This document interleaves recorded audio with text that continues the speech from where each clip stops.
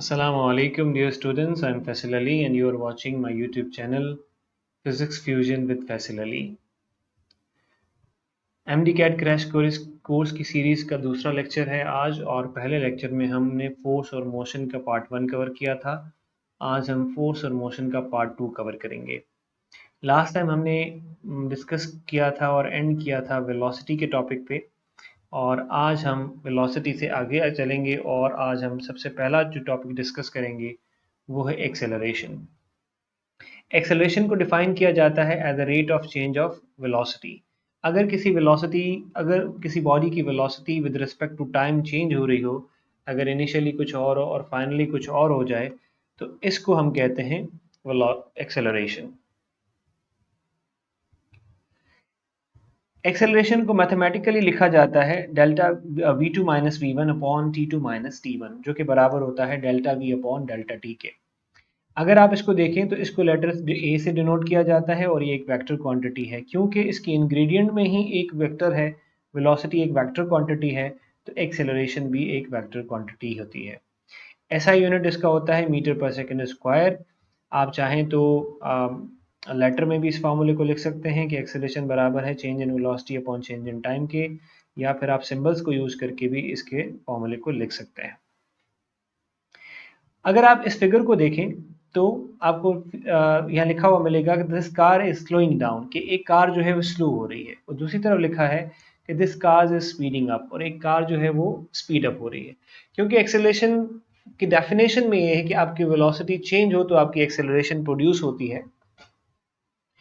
तो आपकी जो वेलोसिटी है वो दो ऑर्डर में चेंज हो सकती है, वो पॉजिटिव ऑर्डर में भी चेंज हो सकती है, वो नेगेटिव ऑर्डर में भी चेंज हो सकती है। अगर आपकी वेलोसिटी पहले कम है और बाद में ज़्यादा हो जाती है, मतलब आप स्पीड अप हो रहे हैं, तो ये आपकी एक्सेलरेशन कहलाती है। अगर आपकी वेलोसिटी पहले ज़्यादा है और बाद में कम होती जाती है with the passage of time, तो इसका मतलब है आप स्लो डाउन हो रहे हैं, तो इसको रिटार्डेशन भी कहते हैं, डिसेलरेशन भी कहते हैं और नेगेटिव एक्सेलरेशन भी कहते हैं। अगर आप यहाँ पे देखें तो आपकी कार स्लो डाउन हो रही है, तो वेलोसिटी का वेक्टर तो उसी तरफ ही रहता है जिस तरफ आप अपनी डिस्प्लेसमेंट कवर कर रहे होते हैं, लेकिन क्योंकि स्लो हो रहे हैं आप, आपकी फाइनल वेलोसिटी इनिशियल वेलोसिटी से कम होगी, तो आपका जो एक्सेलरेशन वेक्टर है वो अपोजिट डायरेक्शन में हो जाता है। मतलब इस सिनारियो में जब आप स्लो हो रहे होंगे, जब आपकी वेलोसिटी कम हो रही होगी, तो आपकी वेलोसिटी और एक्सेलरेशन दोनों वेक्टर्स आपस में 180 डिग्री पर आ जाएंगे, जिसे आप एंटी पैरेलल भी कहते हैं।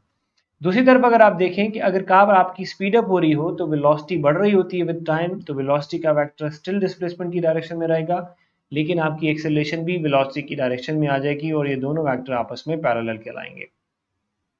लास्ट टाइम हमने एवरेज वेलोसिटी का कॉन्सेप्ट पढ़ा था। अगर अगर किसी को ना याद हो तो वो मेरी प्रीवियस वीडियो देख सकता है। एवरेज वेलोसिटी का मतलब ये होता है कि क्योंकि जब आप दो पॉइंट कंसिडर करते हैं पूरी जर्नी में, कहीं आप दो पॉइंट कंसिडर करते हैं, तो वो आपको एवरेज बिहेवियर रिफ्लेक्ट करते हैं रेदर देन कि एक्चुअल बिहेवियर हर पॉइंट पे। इसलिए इंस्टेंटेनियस एक्सेलरेशन का कॉन्सेप्ट डिफाइन किया जाता है, और इंस्टेंटेनियस एक्सेलरेशन डिफाइन की जाती है for very short interval of time. अगर इनफाइनाइटेसिमली शॉर्ट इंटरवल ऑफ टाइम के लिए अगर आप अपनी एक्सेलरेशन फाइंड आउट करें, तो उसे आप इंस्टेंटेनियस एक्सेलरेशन कहते हैं। इंस्टेंटेनियस एक्सेलरेशन बराबर होती है limit delta t tends to zero approaches to zero. का मतलब ये, मतलब आपका इंटरवल, टाइम इंटरवल जीरो के बहुत करीब है या उसके कंपेरेबल है, delta v upon delta T. और यहाँ पे वही एवरेज वेलोसिटी का ही फार्मूला होता है, क्योंकि आपको दो ही पॉइंट कंसिडर करने होते हैं, V2 और V1। जब आप टाइम इंटरवल शॉर्ट कर देंगे तो वो दोनों पॉइंट एक दूसरे के करीब आ जाएंगे, तो आप हर मोमेंट टू मोमेंट या हर पॉइंट टू पॉइंट के ऊपर वेलोसिटी, सॉरी, इंस्टेंटेनियस एक्सेलरेशन जो है वो फाइंड आउट कर सकते हैं। अगर आपकी इंस्टेंटेनियस एक्सेलरेशन और एवरेज एक्सेलरेशन दोनों बराबर हैं, सेम आ रही हैं, मतलब आप इंस्टेंटेनियस एवरेज एक्सेलरेशन मालूम करते हैं और एवरेज एक्सेलरेशन मालूम करते हैं, और वो सेम आ रही हैं, दोनों इक्वल हैं, तो इसका मतलब है कि आपकी बॉडी यूनिफॉर्म एक्सेलरेशन के साथ मूव कर रही है, उसकी एक्सेलरेशन जो है वो यूनिफॉर्म है, या फिर आप कहेंगे कि उसकी एक्सेलरेशन जो है वो कांस्टेंट है। अगर हम ग्राफिकल रिप्रेजेंटेशन को देखें तो हमारे पास सामने तीन फिगर्स नजर आ रही हैं। सबसे पहली फिगर पर अगर हम गौर करें तो इसमें मल्टीपल पोर्शंस में मल्टीपल इंफॉर्मेशन गिवन है। For example, this is the part 1, this is the part 2, this is part 3, this is part 4। अगर आप इस फिगर को क्रिटिकली एनालाइज करें तो आप पूरी एक्सेलरेशन का कॉन्सेप्ट अंडरस्टैंड कर सकते हैं। एक्सेलेरेशन फाइंड आउट करने के लिए आपको चाहिए होता है v2 minus v1 divided by t2 minus t1। आपको 2 पॉइंट चाहिए होते हैं जिस पर आप अपनी वेलोसिटी फाइनल और इनिशियल मालूम करते हैं और उनके कॉरेस्पॉन्डिंग टाइम भी मालूम करते हैं और फिर आप अपनी एक्सेलेरेशन फाइंड आउट कर लेते हैं। तो वर्टिकल एक्सेस आपकी वेलोसिटी होगा, हॉरिजॉन्टल एक्सेस आपका टाइम होगा। अगर आप फर्स्ट पॉइंट के ऊपर गौर करें तो यहाँ पे लिखा हुआ है कांस्टेंट एक्सेलरेशन। कांस्टेंट एक्सेलरेशन का मतलब यह है कि अगर आप एक पॉइंट यहाँ पे लगाते हैं, मिसाल के तौर पे इस पॉइंट जगह पे, और एक पॉइंट यहाँ पे लगाते हैं, तो आपको 2 पॉइंट एक्सेलरेशन के लिए चाहिए। या इस लाइन पे कहीं पे भी आप 2 पॉइंट ले लेंगे तो आपकी एक्सेलरेशन हर जगह सेम आएगी, क्योंकि जितना आपका टाइम बढ़ रहा है सेम इंटरवल में आपकी वेलोसिटी बढ़ रही है, तो हर जगह आपकी एक्सेलरेशन सेम आएगी। मतलब अगर आप यहाँ लोअर साइड के ऊपर 2 पॉइंट लेते हैं और आपकी एक्सेलरेशन आती है 2 मीटर पर सेकंड स्क्वायर, तो कहीं किसी और जगह भी इसी लाइन के ऊपर अगर आप पॉइंट रखेंगे तो भी 2 मीटर पर सेकंड स्क्वायर ही आपकी एक्सेलरेशन आपको मिलेगी, क्योंकि वो कांस्टेंट एक्सेलरेशन है और पॉजिटिव भी है। क्यों? क्योंकि आप पॉजिटिव डायरेक्शन में मूव कर रहे हैं। दूसरे पॉइंट पर आ जाएं तो यहाँ लिखा हुआ है इंक्रीजिंग एक्सेलरेशन। इंक्रीजिंग एक्सेलरेशन का मतलब ये है कि टाइम के साथ आपकी वेलोसिटी बढ़ रही है। मतलब टाइम इंटरवल अगर आप सेम बढ़ा रहे हैं लेकिन आपकी वेलोसिटी ज़्यादा बढ़ रही है तो इसे इंक्रीजिंग एक्सेलरेशन कहते हैं। ये कर्व ऊपर की तरफ जा रही है तो इंक्रीजिंग एक्सेलरेशन है, अगर यही कर्व नीचे की तरफ आ रहा होता तो हम इसे डिक्रीजिंग एक्सेलरेशन भी कहते हैं। फिर तीसरे पॉइंट पर अगर आ जाएं तो आपकी वेलोसिटी चेंज ही नहीं हो रही। किसी भी पॉइंट, 2 पॉइंट को आप चूज कर लें, दोनों पॉइंट पर आपकी वेलोसिटी क्या होगी? सेम होगी। तो this is called constant speed region, और इस पॉइंट के ऊपर एक्सेलरेशन एग्जिस्ट नहीं करती, क्योंकि वेलोसिटी का चेंज जीरो हो जाता है और चेंज होने की वजह से एक्सेलरेशन जो है वो भी जीरो हो जाती है। फोर्थ पॉइंट पर अगर आप आ जाएं तो आपकी वेलोसिटी जो है पहले ज़्यादा थी। इस पॉइंट पर अगर हम देखें, जहाँ से रेड लाइन शुरू हो रही है वहाँ पे आपकी वेलोसिटी ज़्यादा है, और जहाँ पे रेड लाइन एंड हो रही है वहाँ पे आपकी वेलोसिटी कम है या जीरो है। तो आप डिक्रीज कर रहे हैं इन वेलोसिटी, तो इसको कांस्टेंट डिसेलरेशन भी कहते हैं, because it's the straight line, तो इसको कांस्टेंट डिसेलरेशन कहते हैं। अब अगर आप यहाँ पे देखें कि अगर आपका वेलोसिटी का चेंज पॉजिटिव है, पॉजिटिव ऑर्डर में आप चेंज कर रहे हैं, वेलोसिटी आपकी बढ़ रही है, तो we call it as an acceleration. और अगर आपकी वेलोसिटी जो है वो कम हो रही है, so we call it deceleration. अब डिसेलरेशन के लिए एक और वर्ड नेगेटिव एक्सेलरेशन भी यूज होता है, और एक और वर्ड जो है वो रिटार्डेशन भी इस्तेमाल होता है। अगर आप इस फिगर पर आ जाएं तो देखिए, अगर आप रेस्ट में हैं तो you have nothing to work with acceleration, आपके पास कुछ भी नहीं है, आप बॉडी मूव ही नहीं करी, मोशन ही नहीं है। अगर आपके पास v और t के दरमियान एक ऐसी हॉरिजॉन्टल स्ट्रेट लाइन है तो इसका मतलब है हर पॉइंट पे वेलोसिटी सेम है, तो एक्सेलरेशन भी क्या होगी? जीरो हो जाएगी। अगर सेंट्रली लाइन है तो किसी भी 2 पॉइंट्स पर आप एक्सेलरेशन मालूम करें तो वो सेम आएगी, इसको कांस्टेंट एक्सेलरेशन कहते हैं, और पॉजिटिव, ये पॉजिटिव कंसिडर की जाएगी। और अगर लाइन आपकी इस तरह है कि वर्टिकली पहले ज़्यादा है, फिर फाइनली वो आकर जीरो एक्सिस पे टच कर जाता है, मतलब v यहाँ पर आकर जीरो हो जाता है क्योंकि ये वाला पॉइंट जीरो है, तो ये भी कांस्टेंट डिसेलरेशन है, लेकिन ये नेगेटिव कहलाएगी।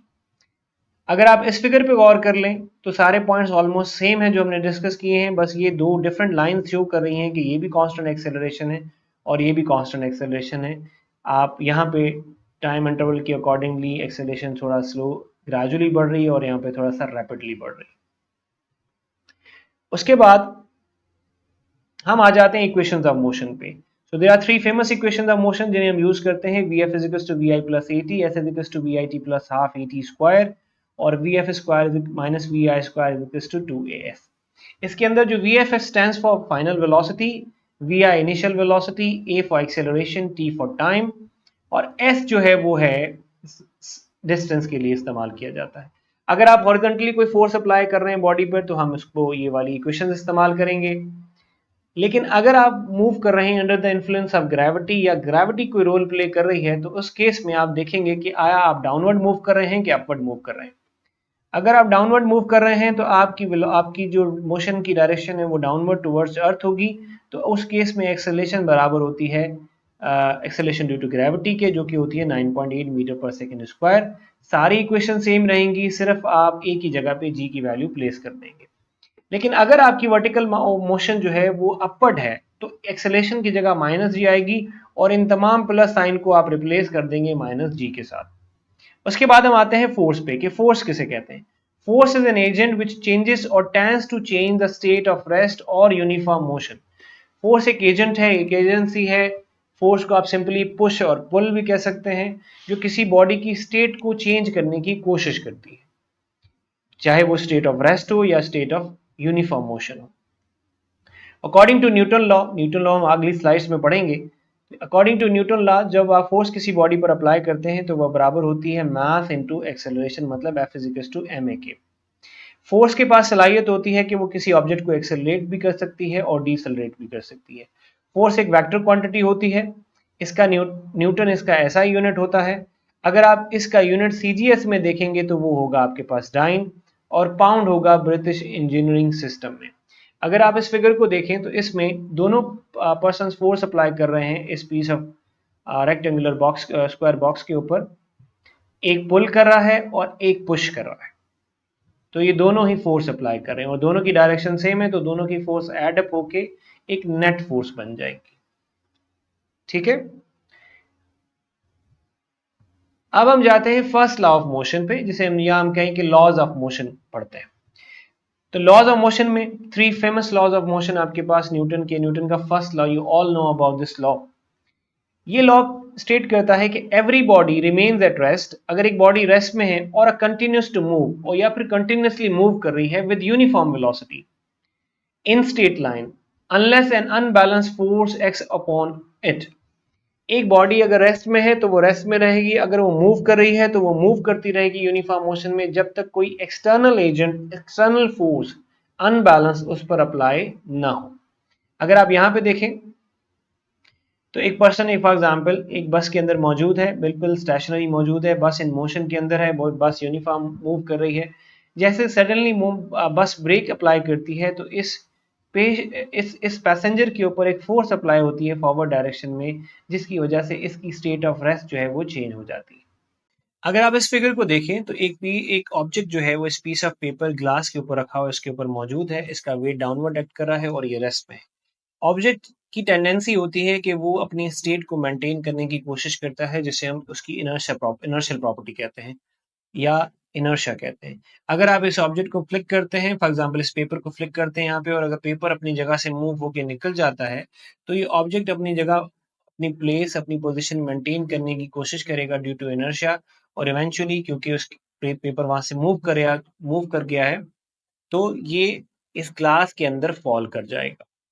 तो Newton's law, first law of motion जो है उसको लॉ ऑफ इनर्शिया भी कहते हैं, वो ये इनर्शिया के बारे में भी इंफॉर्मेशन आपको देता है। अब हम स्टडी करते हैं इनर्शिया के बारे में कि इनर्शिया किसे कहते हैं।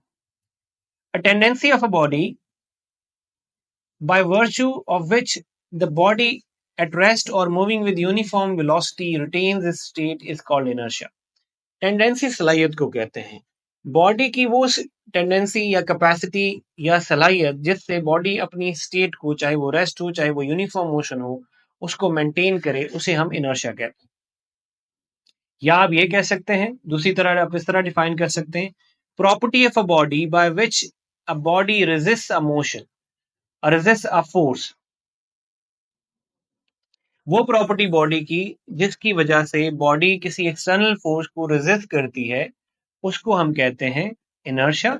अब वो जब वो फोर्स को रेजिस्ट करेगी तो वो बेसिकली अपने अंदर आने वाली चेंज को रेजिस्ट करेगी और अपने आप को रेस्ट में या यूनिफॉर्म वेलोसिटी में रखने की कोशिश करेगी वो बॉडी। तो इस प्रॉपर्टी को इनर्शिया कहते हैं। Inertia of a body is directly related to its mass. Mass से इनर्शिया का डायरेक्टली रिलेशनशिप होता है। Heavy bodies have greater inertia while lighter bodies have little inertia। अगर वे मास ज्यादा है किसी बॉडी का तो उसका इनर्शिया ज्यादा होगा, उसकी स्टेट को चेंज करना उतना मुश्किल होगा। अगर किसी बॉडी का मास कम है तो उसका इनर्शिया कम होगा और उसकी बॉडी को की स्टेट को चेंज करना उतना रिलेटिवली आसान होगा। फर्स्ट लॉ ऑफ मोशन को लॉ ऑफ इनर्शिया भी कहा जाता है। इसके बाद हम आते हैं सेकेंड लॉ ऑफ मोशन पे। सेकेंड लॉ ऑफ मोशन को लॉ ऑफ एक्सेलरेशन भी कहा जाता है, और इसको डिफाइन किया जाता है कि जब आप अब यहां पर हम कंक्लूड कर सकते हैं कि जो फर्स्ट लॉ है वो हमें ये बताता है कि फोर्स की प्रेजेंस है या नहीं है, एक्सटर्नल फोर्स मौजूद है या नहीं है। अगर एक्सटर्नल फोर्स मौजूद है तो सेकंड लॉ हमें ये गाइड करता है कि हम उसको क्वांटिफाई कैसे कर सकते हैं, हम उसकी क्वांटिटी कैसे मालूम कर सकते हैं, तो उसके वेरिएबल्स हमें बताते हैं। When an unbalanced force acts upon a body, जब एक unbalanced force बॉडी पर एक्ट करती है, it is accelerated in the direction of force, तो वो फोर्स की डायरेक्शन में एक्सेलरेट हो जाती है। The magnitude of acceleration is directly proportional to the applied force and is inversely proportional to the mass of the body. अगर आप यहाँ पे देखें तो अगर एक्सेलरेशन बढ़ती है तो इसका मतलब है फोर्स बढ़ रही है, और अगर आप मास को एज ए इक्वल साइन के साथ प्लेस करें तो ये फॉर्मूला आपका हो जाएगा F = ma. Acceleration is produce in the body depends upon the inertia. Acceleration जो बॉडी पे में प्रोड्यूस होती है वो इनर्शिया पे डिपेंड करती है. The greater the inertia the lesser the acceleration. अगर इनर्शिया ज्यादा है, बॉडी के पास ये सलाहियत ज्यादा है कि वो अपनी स्टेट को मेंटेन करे, तो उसकी एक्सेलरेशन उसमें कम प्रोड्यूस होगी. अगर उसका इनर्शिया कम है तो उसमें एक्सेलरेशन ज्यादा प्रोड्यूस होगी. Force is a vector quantity. The unit of force is kilogram into metre into second power -2 और न्यूटन. याद रखें कि यूनिट्स को दो तरह प्रेजेंट किया जाता है. समटाइम किसी क्वांटिटी का यूनिट बेस यूनिट में होता है, जैसे यहाँ पे kilogram into metre into second power -2 लिखा हुआ है. ये फोर्स का यूनिट बेस यूनिट्स में है, लेकिन फोर्स का ऐसा यूनिट स्पेशल नेम के साथ है जिसको आप न्यूटन कहते हैं. और फोर्स की डायमेंशन होती है ml पावर -2. उसके बाद हम नेक्स्ट स्लाइड पे चलते हैं. That is the Newton's third law of motion. You may remember the Newton third law of motion. Newton third law of motion कहा जाता है कि to every action there is equal and opposite reaction. आप कोई भी action करते हैं तो उस टाइम पे ही सेम अमाउंट में अपोजिट डायरेक्शन में रिएक्शन भी उसका अवेलेबल होता है. Newton third law explain the relationship between these action forces. Third law को लॉ ऑफ एक्शन रिएक्शन भी कहा जाता है. It states that for every action there is an equal and opposite reaction. These two forces are called action and reaction forces. ठीक है. अगर आप for example at a time अगर आप एक्शन कर रहे हैं तो रिएक्शन में भी आपके ऊपर फोर्स लग रही है, तो इन दोनों फोर्सेस को एक्शन और रिएक्शन फोर्सेस भी कहा जाता है. It is to be noted that always the action and reaction do not act on the same body. एक ही बॉडी इन्वॉल्व नहीं होती. Law of according to the law third law of motion दो bodies आप होनी जरूरी हैं, उन्हीं पर ये एक्शन और रिएक्शन का फोर्स अप्लाई होता है. They always act on the different bodies. तो दोनों चीजें एक्शन और रिएक्शन दोनों डिफरेंट बॉडीज पर एक्ट करती हैं. When a one body exert a certain force on a second body, जब एक बॉडी सेकंड बॉडी पर certain force या कुछ amount of force अप्लाई करती है, the second body exerts an equal and opposite force on the first. तो second body पर भी पहली बॉडी पर सेम अमाउंट में फोर्स अप्लाई करती है. अगर आप इस फिगर को देखें, पर्सन जो है वो दीवार पर फोर्स अप्लाई कर रहा है 100 न्यूटन के साथ, लेकिन दीवार भी उस पर्सन के ऊपर फोर्स अप्लाई कर रही है 100 न्यूटन के साथ. So this is the pure example of a Newton's third law of motion. अगर यहाँ पर आप जज करें इस इक्वेशन को कि अगर ए बॉडी पर फोर्स बी बॉडी पर फोर्स अप्लाई हो रही है बाय ए, तो सिमिलरली ए बॉडी पर फोर्स अप्लाई होगी बाय बी, बस सिर्फ डिफरेंस क्या आएगा, मैग्नीट्यूड भी सेम होगा लेकिन उन दोनों की डायरेक्शन एक दूसरे के साथ अपोजिट होगी. इस चैनल को देखते रहिए. अगर आपको हमारा कंटेंट अच्छा लगे, आपको इससे फ़ायदा हो, तो हमारे चैनल को ज़रूर सब्सक्राइब करें, शेयर करें और लाइक करें. Thank you so much.